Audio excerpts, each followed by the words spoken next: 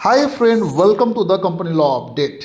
तो अभी अभी एमसीए ने एक नोटिफिकेशन लाया है। इस नोटिफिकेशन के द्वारा उन्होंने स्मॉल कंपनी के डेफिनेशन में चेंजेस लाए हैं और यह इसका स्मॉल कंपनी का जो डेफिनेशन का एक थ्रेशोल्ड लिमिट था, जो पहले 4 करोड़ पेड अप कैपिटल और टर्न ओवर 40 करोड़ का एक थ्रेशोल्ड लिमिट था, तो इसको चेंज किया गया है और अब स्मॉल कंपनी वो कंपनी होगी जिसका paid up capital up to 10 crore है और turnover up to 100 crore है, तो वो स्मॉल कंपनी के डिफिनेशन में आएगी। तो इस चेंजेस के कारण बहुत से कंपनी इस स्मॉल कंपनी के डिफिनेशन में फॉल करेगी और स्मॉल कंपनी का जो मिलने वाला बेनिफिट प्रिविलेजेस है वो जो उनको मिलेगा, जैसे कि स्मॉल कंपनी को lower penalty under section 446 B में अप्लाई होता है।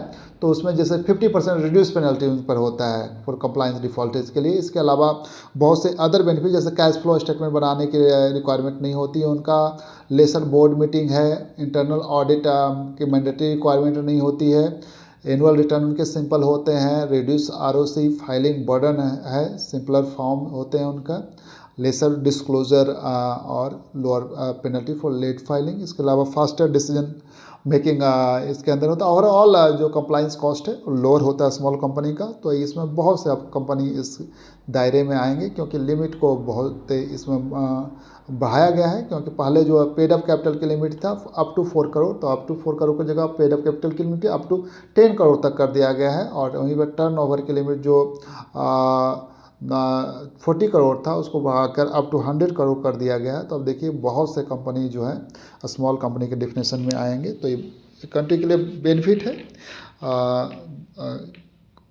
Thank you so much for watching this update.